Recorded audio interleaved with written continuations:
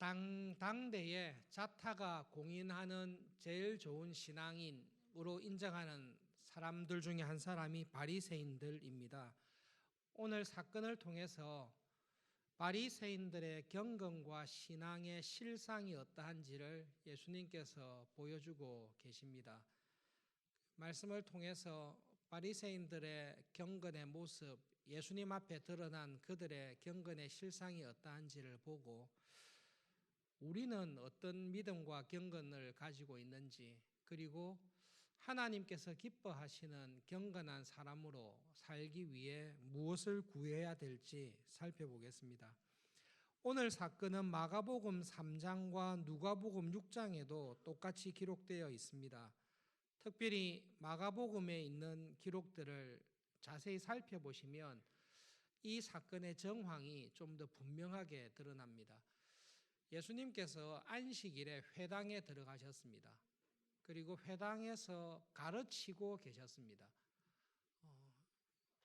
회당에 예수님께서 찾아서 들어가셔서 사람들에게 말씀을 전하고 가르치는 가운데 그 회당의 한쪽 손, 누가복음에 보시면 오른쪽 손인데요.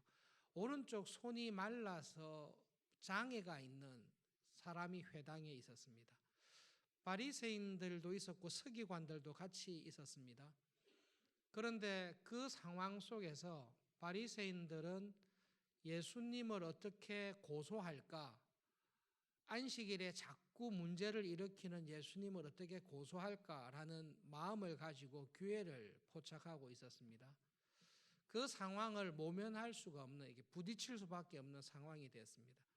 그래서 다른 복음서에 보시면 이렇게 회당에서 가르치시다가 오른쪽 손이 마른 사람을 보시고 예수님께서 그 사람을 이렇게 세우십니다. 이렇게 세워서 앞으로 나오게 하세요. 그리고 질문을 합니다. 비유를 먼저 말씀하셨습니다. 안식일에 길을 가다가 구덩이에 양이 빠져 있는 것을 봤다. 다른 사람이 건져주지 못하면 그 구덩이에 빠져서 헤어나지 못하고 고통 가운데, 불행 가운데 있는 양을 보았을 때에 너희들은 그 양을 건져낼 거냐? 아니면 그 고통과 어려움 가운데 무관심하게 방치하고 지나갈 거냐? 그 질문을 하셨습니다. 질문 속에 이미 답이 있지요. 사람이 그렇게 하면 안 되지요.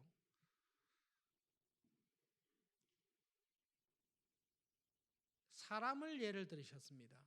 너희들이 양이 구덩이에 빠져서 불쌍한 처지에 있다 할지라도 당연히 건져낼 거 아니냐, 안식일이라 할지라도. 그런데 하나님의 형상으로 지음받은 하나님의 안식에 참여하기를 원하는 사람인데 장애와 불구로 인해서 하나님의 참 안식의 은혜를 누리지 못하고 슬픔 가운데, 불행 가운데 있는 이 하나님의 백성을 불쌍히 여겨서 그를 온전하게 회복시키는 일, 이런 일을 안식일에 해야 되냐 하지 않아야 되냐, 그 질문을 하셨습니다. 예수님께서 하신 말씀은 안식일에 선을 행하는 것과 악을 행하는 것, 사람을 온전하게 하는 것, 이것은 해야 되냐 안 해야 되냐라는 질문을 하셨습니다. 바리새인들의 그들의 신앙이 어떠한지를 태도로서 보여줍니다. 그 말을 했을 때 침묵합니다. 누구나 다 들어도 예수님의 이 말씀을 통해 안식일에 무엇을 해야 될지 확실하게 깨달았습니다. 그런데 바리새인들의 침묵은 동의하지 않은 침묵입니다. 바리새인들이 안식일에 대해 가지고 있는 기준은 딱 한 가지입니다. 안식일에 어떤 일도 해서는 안 된다. 그것이 그들의 경건과 신앙을 결정하는 기준입니다. 침묵합니다. 나중에 예수님께서 회복시키는 그 기적을 보고도 이 사람들은 안식일에 나가서 어떻게 하면 예수님을 멸망시키고 죽일 수 있을까?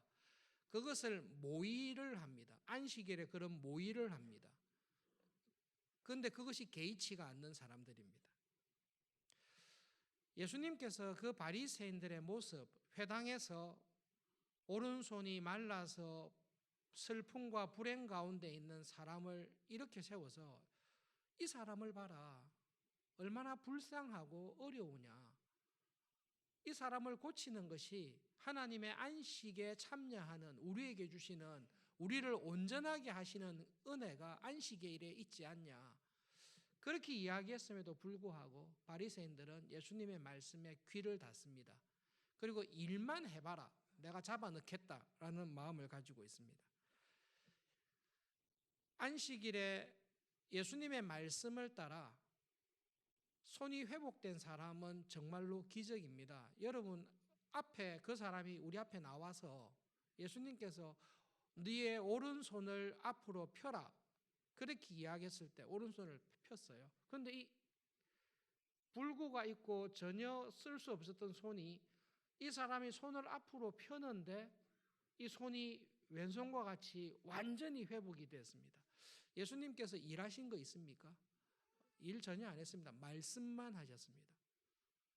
말씀만 했는데 그 말씀에 순종해서 사람이 손을 폈는데 손이 영 불구와 장애가 있었던 사람의 손이 자기들 눈앞에서 완전하게 멀쩡하게 회복이 됐습니다. 그렇게 되면 어떻게 해야 되죠? 와, 정말로 하나님께서 안식일에 은혜를 베푸셨구나. 감사와 찬송을 돌려야 됩니다. 그런데 그 모습을 보고도 바리새인들은 역시 안식일에 일을 했군. 저 사람은 죽여야 되겠다. 그 마음을 가지고 예수님을 멸망시키기 위해서 나갔습니다. 마가복음에 보시면 그런 바리새인들의 신앙의 모습을 보시고 예수님의 심정이 어떠했는지를 두 가지로 딱 표현하고 있습니다. 첫 번째로는 예수님께서는 그들의 마음에 무엇이 있는지를 보셨습니다. 그들의 마음이 완악하다라는 것을 봤습니다.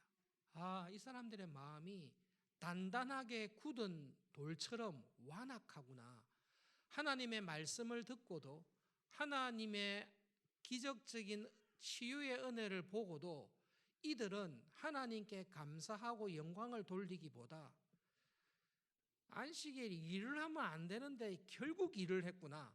이 완악함과 자기들이 배운 교리를 딱 붙들고 이데올로기와 같은 교리를 딱 붙들고 예수님의 말씀, 하나님의 능력과 기적에 마음을 딱 닫고 있습니다. 그것이 바리새인들이 가지고 있는 좋은 경건의 자기들이 갖고 있는 주장하는 경건의 모습입니다. 예수님께서는 바리새인들의 완악함을 보시고 그 다음 예수님께서는 그들을 분노하셔서 쳐다보셨습니다. 마가복음에 딱 기록되어 있습니다. 예수님은 그들의 마음이 얼마나 완악한지를 보셨습니다. 그리고 예수님의 속에서 앵거가 분노가 올라서 분노의 눈빛으로 바리새인들을 바라보았습니다. 마태는 바리새인들의 경건의 실상을 보여주고 난 이후에 참으로 경건한 하나님께서 기뻐하시는 종이 가지고 있는 경건이 어떠한지를 이사야의 예언을 통해서 말씀하고 있습니다. 내가 택한 종, 하나님의 마음에 기쁨이 되고 하나님이 사랑하는 그 사람, 하나님께서 성령님을 부어주셔서 하나님의 영이신 성령님의 은혜 가운데 살아가는 경건한 나의 종을 봐라. 그 종에 관해서 이렇게 설명합니다. 나의 종, 내가 기뻐하는 종은 상한 갈대를 꺾지 않고 꺼져가는 심지를 끄지 않고 그를 함부로 심판하지 않는다. 하나님의 은혜 안에 살아가는 참 경건한 종의 모습을 보여주고 있습니다. 갈대는 백향목과 비교해 볼 때에 별로 가치가 없습니다. 성전을 지을 때나 집을 지을 때 귀하게 쓰는 목재는 백향목, 좋은 나무이지 갈대는 그렇게 쓰임을 받지 못합니다. 갈대라고 할 때는 연약하고 별 쓸모없는 것이죠. 그래도 온전하면 어딘가 쓸 데가 있을 텐데 별로 보잘것없는 갈대인데 그것도 상해져 있습니다. 가치가 완전히 없는 갈대이죠. 심지가 불을 잘 켜고 있어야 되는데 이 심지가 다 타서 쓸모가 없게 됐습니다. 거의 꺼져가는 심지입니다. 하찮게 대해도 됩니다. 그런데 하나님께서 기뻐하시는 하나님의 마음에 합한 경건을 가지고 있는 사람은 보잘것없고 하찮게 보이는 상한 갈대나 꺼져가는 심지를 함부로 대하지 않습니다. 상한 갈대라 할지라도 꺾지 않는다라는 말은 불쌍히 여기고 긍휼히 여기고 은혜를 베푼다라는 말씀입니다. 안식일에 구덩이에 빠져있는 양을 보았습니다. 안식일에 죽을 병이 아니면 절대 일하면 안 된다. 이게 바리새인들이 가지고 있는 신앙의 원리입니다. 안식일에 죽을 병이 아니면 손이 마른 사람이 고통 중에 있어도 절대로 도와줘서는 안 된다. 이것이 바리새인들이 가지고 있는 경건의 실상입니다. 무자비합니다. 도와주지 않으면 헤쳐나올 수 없는 양의 불행에 대해 마음을 굳게 하며 불쌍히 여기지 않습니다. 가장 경건하다고 하지만 그들의 살아가는 모습은 하나님을 전혀 닮지 않습니다. 하나님은 불쌍히 여기시고 자격이 없는 우리에게 은혜 베푸시기를 기뻐하십니다. 하나님 보시기에 상한 갈대와 같지 않은 사람은 우리 가운데 아무도 없습니다. 그러나 하나님은 상한 갈대와 같은 우리를 귀하게 여기시고 값없이 은혜를 주십니다. 하나님의 영으로 참 경건을 가지고 있는 하나님이 기뻐하는 종, 그 종의 모습을 보여주시는 예수님은 구덩이에 빠져있는 양을 불쌍히 여기시고 건져주십니다.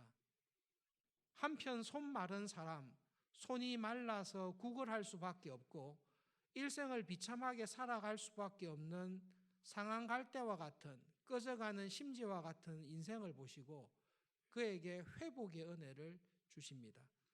그것이 하나님의 기뻐하시는 믿음을 가지고 살아가는 사람입니다. 경건한 사람은 하나님을 닮게 되어 있습니다. 경건하고 참 믿음을 가지고 성령님의 인도함을 받아 살아가는 사람은 그의 태도나 말이나 삶을 통해 내 안에 이런 은혜를 주시고 내 안에 살아계신 하나님의 영이 하나님이 어떠한 분이신지를 증거하면서 살아가게 되어 있습니다. 놀랍게도 당대에 가장 경건하다라고 생각했던 바리새인을 보시면 자비와 긍휼한 마음이 없습니다. 자기들 스스로 어떤 기준과 원리, 내가 아는 몇 개의 성경 구절들을 가지고 자기의 신앙을 옳다라고 인정하면서 살아가고 있습니다. 예수님께서 이 바리새인들과 충돌하시고 이사야의 예언을 통해 참 경건을 가지고 살아가는 것, 그래서 안식일에 어떻게 하는 것이 믿음으로 살아가는 것인지를 분명하게 보여주십니다. 여러분, 바리새인들이 신앙의 결정적인 문제, 그 완악함입니다. 마음이 완악합니다. 무엇에 대해서 완악합니까? 바리새인들은 열심이 있습니다. 헌신이 있습니다. 자기의 몸을 괴롭게 하면서까지 신앙적으로 살려는 수고가 있습니다. 그런데 바리새인의 신앙생활의 제일 큰 문제는 지적하신 게 마음의 완악함인데요. 그 마음이 단단하게 굳어 있습니다. 하나님의 말씀, 예수님의 말씀에 성경의 올바른 가르침에 대해 마음을 딱 굳어 가지고 있는 겁니다. 예수님 비유 가운데 돌밭에 떨어진 씨가 있습니다. 하나님의 말씀을 받았는데 그리고 그 하나님의 말씀을 받아들여서 기뻐하는 것 같은데 어느 정도 이 말씀이 들어가면 그 교인의 마음속에 단단한 완악한 굳은 마음이 있습니다. 더 이상 받지를 않습니다. 안식일에 관한 예수님의 올바른 가르침과 설교를 듣습니다. 그러나 받지를 않습니다. 단단하게 굳어서 다 튕겨냅니다. 예수님께서 바리새인들의 그 완악함과 하나님 말씀에 대해 굳어있는 마음, 내하고 맞지 않으면, 내가 이때까지 알고 배운 것과 맞지 않으면 딱 거절하는 그 굳은 마음을 보신 것입니다. 그러므로 바리새인들의 경건에 제일 우려할 것은 그들이 하나님의 말씀을, 하나님의 뜻을 올바르게 분별하지 못한 것이 그들의 신앙의 결정적인 문제입니다.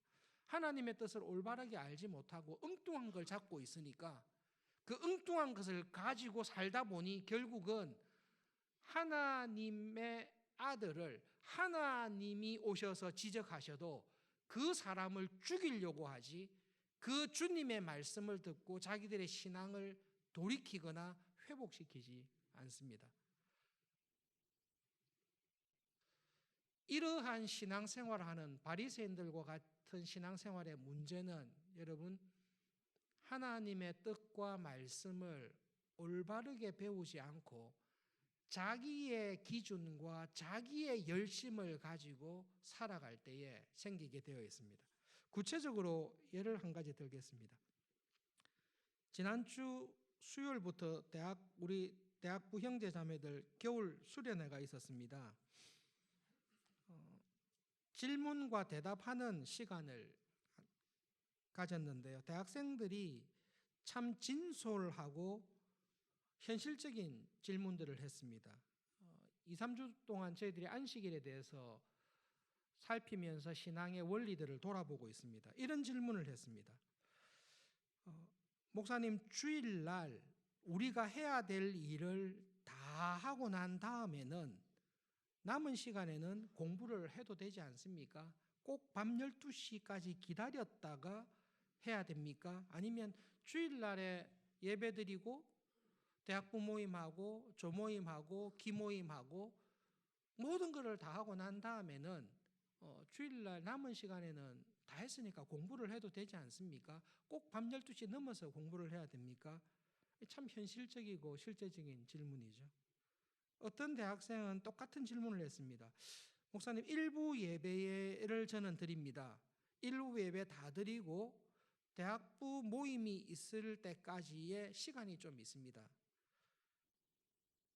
그 시간에 특별하게 하는 일이 없기 때문에 일부 예배를 다 드렸는데 그 사이에는 열심히 공부하고 그 다음에 대학부 모임에 와서 해도 되지 않습니까? 주일날 꼭 공부를 안 해야 됩니까? 라는 질문입니다. 바리새인들이 이 질문을 받았을 때는 어떻게 답을 하겠습니까? 바리새인들마다 답이 유행이 다를 것 같은데요. 바리새인의 원리는 이겁니다. 일요일에는 안식일에는 일을 하면 안 된다. 이게 이제 바리새인이 가지고 있는 원리입니다. 예수님께서는 그런 원리에 대해서 뭐라고 답을 하셨는가 하면 안식일은 일을 하느냐 안 하느냐라는 것으로 접근할 것이 아니다. 안식일은 내가 일을 안 하고 쉬는 날이다. 이게 아니라 안식일은 하나님께서 안식하신 것을 기억하는 날이다. 그리고 안식일은 하나님의 안식에 우리가 들어가는 것이고 하나님께서 안식을 통해 우리에게 주시는 은혜를 풍성히 경험하며 하나님의 안식 안에 거하는 은혜를 누리면서 살아가는 것이 안식일의 주일의 참된 뜻이다. 이게 예수님께서 가르치신 내용입니다. 최근에 어떤 식당을 방문했습니다. 유명한 식당인데요. 인상적인 문구가 식당 벽에 사방에 붙어 있었습니다. 2015년 1월 1일부터 주일은 쉽니다. 이 문구가 있었습니다. 직업상 주인에게 안 물어볼 수가 없어서 식사를 마치고 물어봤습니다. 2015년 1일부터 쉬기로 한 것은 교회 주일 예배를 주일 성수를 하기 위해서 그렇습니까? 예, 그렇습니다. 주일에 식당을 하지 않음으로써 식당 운영이나 매상에 어려움은 없습니까? 두 가지를 물었습니다. 그때 그 여자 주인이 간단하게 답을 했어요. 하나님께서 그냥 은혜로 채워주십니다. 말을 그렇게 했는데요. 사람이 이게 표정을 보면 알잖아요.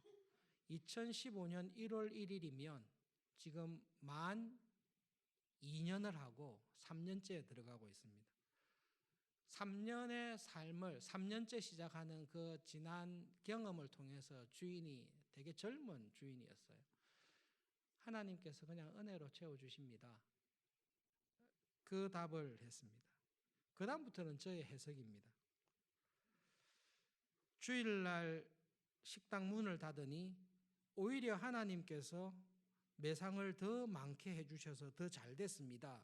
그런 이야기도 아니었어요. 식당 운영이 어려워져서 참 힘들고 괴롭지만 어쨌든 이 원리를 지키려고 애를 씁니다. 그런 표정도 전혀 아니었습니다. 하필이면 2015년 1월 1일부터 왜 했습니까? 라고 물으니까 그 전에도 그럴 마음이 있었는데 그러지 못하고 있다가 2015년 1월 1일부터는 그렇게 하게 되었습니다. 그 답이었습니다. 2015년 1월 1일 되기 전에는 갈등이 있었죠. 분명히 갈등이 있었을 것입니다. 지방에 한 8시나 일부 예배가 있으면 일부 예배 드리고 교회에 해야 될 모든 일들을 다 마치고 점심 지나서 오후에는 식당 문을 열 수 있었을 것입니다. 그런 갈등의 시기를 지났을 것이라고 추측이 됩니다. 그런데 2015년 1월 1일부터는 이 주인의 마음에 확실한 변화가 있었습니다. 주일날에는 절대로 문을 열지 않겠다. 잃어버린 것이 있을 것입니다. 당연히 매상과 경제적인 수입은 분명히 떨어졌을 것입니다. 경제적 손실이 있었을 것입니다. 염려도 있을 것입니다. 그 식당 주변에 정말로 똑같은 음식을 만드는 식당들이 왕창 골목에 다 몰려 있었습니다. 주일날 이 식당에 왔다가 문을 닫힌 것을 보고 주일날 안 올 뿐만 아니라 평일날에도 안 올 가능성은 언제든지 있습니다. 믿음으로 살아가는 사람을 세상이 좋아할 수도 있지만 교인들은 좋아하겠지요. 그러나 그렇지 않은 사람은 불쾌하게 불친절하게 생각할 수 있습니다. 주일날 문을 열어야 되나 예배를 다 드리고 와서 오후라도 열까 이런 염려 속에는 말씀 그대로 염려와 불안이 있습니다. 우리 마음속에는 내가 하나님 말씀대로 살려고 애를 쓰고 갔을 때에 이것으로 인해서 큰 손해를 보거나 낭패를 당하는 일, 사업 자체가 안 되는 어려움을 당할 염려와 불안이 있습니다. 반면에는 욕심이 있습니다. 예배 드릴 거 다 드리고 교회 봉사할 거 다 하고 남았잖아. 남았으니까 나는 오후부터 열겠다 이거야. 그렇게 해야 그래도 주일 예배도 다 드리고 주일날 오는 손님에 대한 예의도 갖추고 경제적인 문제도 해결될 수 있으니까 그 욕심이 있습니다. 이 주인에게도 그런 갈등의 기간이 있었던 것 같습니다. 그런데 2015년 1월 1일부터 주일날 그냥 다 쉬기로 했습니다. 왜냐하면 그렇게 살아보니까 주일날 가게 문을 열고 하는데도 내 마음에 쉼이 없다는 것을 분명히 경험했을 것입니다. 하나님을 예배하고 남은 시간을 이용해서 사업을 할 때에 하나님의 안식, 우리가 이 세상을 믿음으로 다 살고 난 이후에 나에게 맡기신 일을 충성되게 맡기고 난 이후에 하나님께서는 우리를 하나님의 안식의 나라에 우리를 불러주실 것을 우리는 믿습니다. 우리의 삶이 하나님의 안식에 참여하는 삶이라는 것을 우리는 매주일 예배를 통해서 주일을 지킴으로 확인합니다. 하나님께서 이스라엘 백성들에게 안식일을 지키라 한 이유가 그것입니다. 안식일은 내가 안식한 날이고 너희들이 믿음으로 이 세상을 살면 이 세상을 마치고 나의 안식의 나라에 들어오게 될 것이다. 그런데 세상을 다 마치고 누리게 될 하나님의 안식의 나라의 은혜를 이 땅에서 살면서 주일마다 7일마다 하나님의 안식에 들어갈 것, 그리고 하나님의 안식의 나라에 있는 자에게 주시는 하나님의 은혜와 도우심을 이 세상 살면서 경험하는 것이 주일을 지키는 것입니다. 이렇게 이야기했습니다. 2015년 1월 1일 이후로 이때까지 하나님께서 은혜로 채워주셨습니다. 하나님의 안식에 거하며 그 안식 안에 살아가는 자에게 하나님께서 은혜를 주셨습니다. 다음 기회가 있으면 좀 더 구체적으로 물어보고 싶은데 어떤 은혜를 받았는지는 개인의 간증이겠죠. 근데 그분의 딱 표정과 말 속에서 매상이 줄었을 수도 있고 어떻게 할 수 있는데요? 제가 한 가지 찾은 게 있습니다. 그게 뭔가 하면 제가 2015년 1월 1일 이후로는 하나님의 안식에 나를 다 맡기고 그 하나님의 안식에 들어가는 것이 무엇인지를 하루 종일 묵상하며 그 안식의 은혜 안에서 살아갈 수 있는 힘을 제가 제대로 경험하게 되었고, 그날 이후 지금까지 저는 이 세상을 살아갈 때에 세상의 염려나 불안과 경쟁에 굴복하지 않고 하나님께서 주시는 안식의 은혜 안에서 살아가는 법을 저는 경험하고 있습니다. 저는 이것으로 그냥 족합니다. 그것이 이 사람이 순종함으로 경험하게 된 하나님의 안식입니다. 그 말씀을 기억하면서 대학부 형제와 자매님들, 그리고 주일의 문제로 고민하는 여러분, 예수님께서 하신 안식의 의미에 대한 답을 딱 찾으실 수 있기를 바랍니다. 주일날 일을 해야 되냐 안 해야 되냐, 주일날 공부해야 되냐 안 해야 되냐라는 그 모든 문제는 바리새인처럼 그런 기준으로 접근하면 답이 나오기가 어렵고, 예수님께서 성경에서 말하신 원리를 딱 잡으셔야 됩니다. 안식일은 하나님께서 안식하신 날입니다. 그리고 하나님께서는 먼저 안식에 들어가셔서 믿음으로 이 세상을 살아가는 우리를 하나님의 안식에 들어오기를 원하시고 안식으로 부르십니다. 그 하나님의 안식의 나라에서 들어갈 모든 은혜와 위로와 축복을 이 땅에 살면서 주일을 안식일을 지키는 우리에게 그 은혜를 주시는 날이고, 우리는 그 믿음으로 안식일을 주일을 지키며 살아갑니다. 마지막으로 바리새인들의 경건에 대해서 예수님께서 이 사건을 통해 지적하신 중요한 것이 있습니다. 바리새인의 경건의 가장 핵심적인 잘못이 무엇입니까? 여러분 한번 이 시간 곰곰이 생각해 보십시오. 바리새인들의 마음의 중심에는 자기의 의가 있습니다. 예수님의 마음의 중심에는, 참 경건한 생활을 하는 교인의 마음의 중심에는 하나님의 은혜, 나에게 부어주신 하나님의 은혜가 신앙생활의 중심에 있습니다. 그런데 바리새인들과 같은 교인은 자기 신앙생활의 중심에 자기의 의와 자기의 노력과 열심이 딱 들어가 있습니다.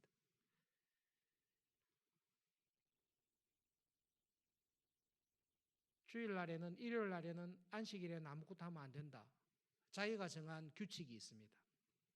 그 규칙대로 매일매일 생활합니다. 다른 사람은 하지도 아니하는 경건한 금식, 성경을 매일 읽는 것, 구제하는 것, 이 모든 것을 다 합니다. 그리고 그렇게 열심히 하고 있는 자기의 모습에 스스로 만족합니다. 그렇게 하지 않는 사람에 대해서는 무자비하며 비판합니다. 자기보다 더 뛰어난 사람이 있으면 경쟁을 느끼고 불안해합니다. 정말로 하나님 앞에서 당신이 자랑할 게 뭐냐? 바리새인들에게 물으면 복음서에 기록되어 있는 바리새인의 진솔한 기도와 똑같습니다. 하나님, 저는 저 세리와 같지 않습니다. 저는 저 죄인과 같지 않습니다. 저는 날마다 하나님의 말씀을 배우고 날마다 기도하며 날마다 구제하며 주의 율법을 따라 살기를 위해서 애를 쓰고 있습니다. 이 마음이 바리새인의 경건의 딱 중심에 있습니다. 이런 교회는 자기 신앙의 중심에 자기의 의가 딱 들어가 있습니다. 믿음으로 살아가는 참 경건을 가지고 있는 교인의 중심에는 하나님의 나에게 쏟아 부어주시는 은혜가 딱 들어가 있습니다. 사도 바울이 한 말씀을 기억해 보십시오. 나의 나 된 것은 하나님의 은혜로 된 것입니다. 내가 다른 모든 사도들보다 교회와 복음을 위해 더 많이 수고했습니다. 여러분, 참 경건한 믿음을 가지고 살아가는 교인은 살아갈수록 교회를 위한, 하나님의 복음을 위한 열심과 일을 더 많이 하게 되어 있습니다. 믿음과 신앙이 자라는데 교회에 대한 봉사와 헌신, 사랑하는 마음이 정체되거나 줄어있는 교회는, 그런 교회는 없습니다. 만약 나의 사랑과 헌신과 열심이 정체되어 있거나 줄어 있으면 그건 회개하셔야 됩니다. 정말로 하나님의 은혜 안에 살아가는 사람은 내가 다른 모든 사도들보다, 내가 다른 모든 교인들보다 더 경건과 기도와 말씀과 교회 봉사에 더 많이 하는 사람입니다. 그것이 당연한 것입니다. 그런데 참 경건과 믿음 안에 살아가는 사람은 내가 다른 모든 사도들보다 더 많이 수고하고 있습니다. 그런데 내가 우리 교회의 그 어떤 직분자보다 더 많이 교회를 사랑하고 충성 봉사하고 헌신하는 이 자리에 이르게 된 것, 내가 그 어떤 교인보다 직분자보다 더 교회를 사랑하면서 살게 된 것이 하나님께서 주신 은혜 때문에 제가 지금 이렇게 되었습니다. 나에게 그렇게 살아갈 수 있는 은혜를 주신 하나님의 은혜가 나를 이 자리에 데리고 왔구나라는 것을 분명하게 아는 사람입니다. 그래서 여러분, 참 경건과 믿음으로 살아가는 사람에게 딱 물어보면 그 사람의 진짜 마음의 중심에는 나에게 부어주신 하나님의 은혜에 대한 자각과 감사가 있습니다. 바리새인에게는 이게 없습니다. 바리새인과 같은 교인에게는 자기가 한 일에 대한 자기의 의가 살아있지, 사도 바울처럼 이렇게 주의 복음과 교회를 위해 나를 써주신, 이렇게 많은 일들을 하게 해주신 것이 상한 갈대와 같은 나에게 부어주신 하나님의 특별한 은혜였습니다. 그 은혜가 아니고서는 지금 내가 없습니다 라는 이 믿음의 자리에 들어가 있지를 않습니다. 그것을 돌아보셔야 됩니다.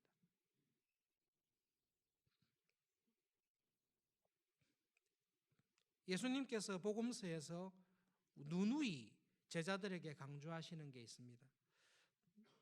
너희들이 가지고 있는 의가, 경건이 바리새인들과 서기관들이 가지고 있는 그 정도의 의와 경건을 가지고 있다면 너희들은 절대로 하나님 나라에 들어가지 못한다. 바리새인들 가운데 이런 경건을 가지고 하나님 나라에 들어갈 수 있는 바리새인들이, 서기관이 있습니까? 간단합니다. 불가능합니다.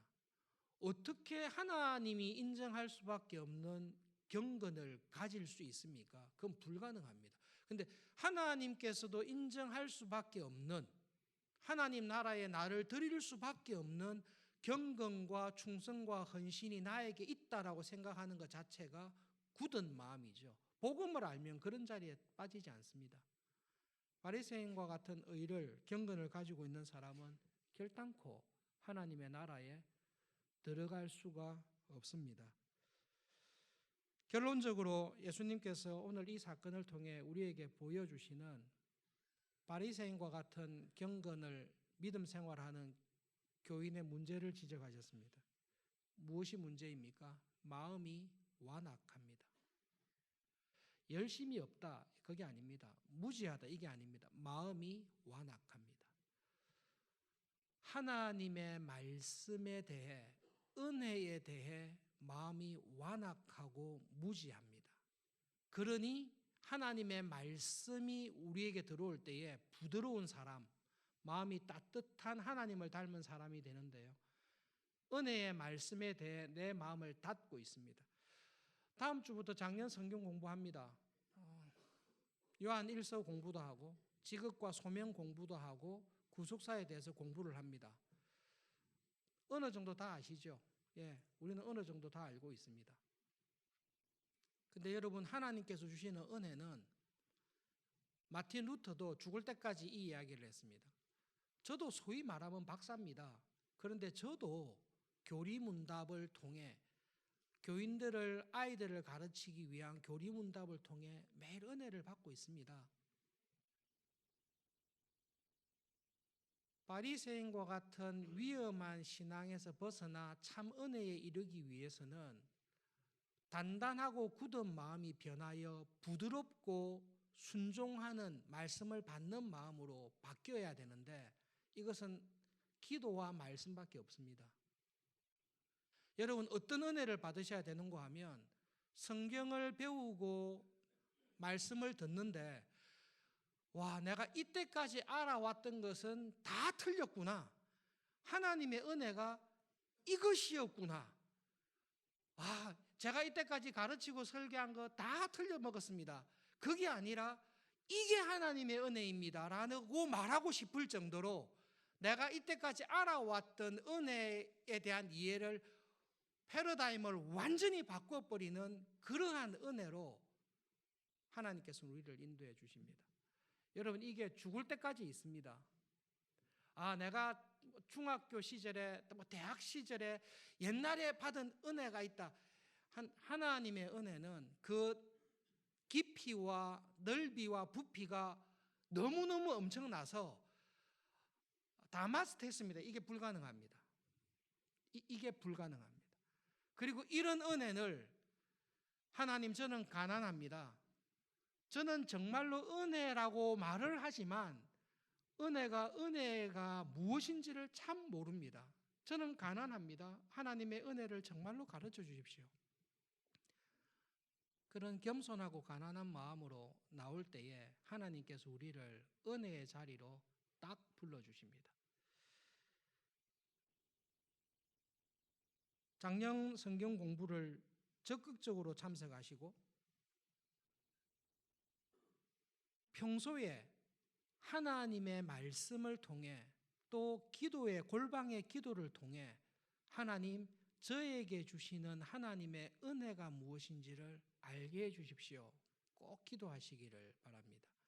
그 자리에서 잘못 서 있으면 우리는 백발백중 바리새인이 됩니다. 은혜를 받지 않았지만 열심히 하면 그래도 이렇게 도움이 되지 않을까? 전혀 도움이 안 됩니다. 은혜를 안 받은 사람이 자기의 의로 열심히 하면 내가 이 모든 수고가 하나님의 은혜였다라는 은혜의 자리에 있지 아니하면 바리새인과 같이 반드시 됩니다. 나는 다른 사람들보다 더 열심히 일했다라는 의가 딱 들어오게 되어 있습니다. 하나님께서 우리 모두에게 은혜 주셔서 우리의 마음이 주님의 말씀 앞에 항상 부드럽고 따뜻한 마음이 될 수 있기를 바랍니다. 올해 우리 교회가 따뜻한 가족 공동체를 이루어가는 교회가 되기를 기도하고 있습니다. 따뜻한 가족 공동체를 이루시려면 내가 먼저 따뜻해져야 됩니다. 나는 안 변하고 네가 따뜻해져 봐라 이래가지고 교회가 되겠습니까? 내가 따뜻해져야 됩니다. 내 마음속에 시기와 미움과 분노와 이런 것들이 없어지고 긍휼과 자비와 하나님과 교회를 향한 사랑과 이 은혜가 임할 때에 우리는 따뜻하게 될 수 있는데요. 그 따뜻하게 될 수 있는 길은 하나님의 말씀과 기도의 은혜밖에 없습니다.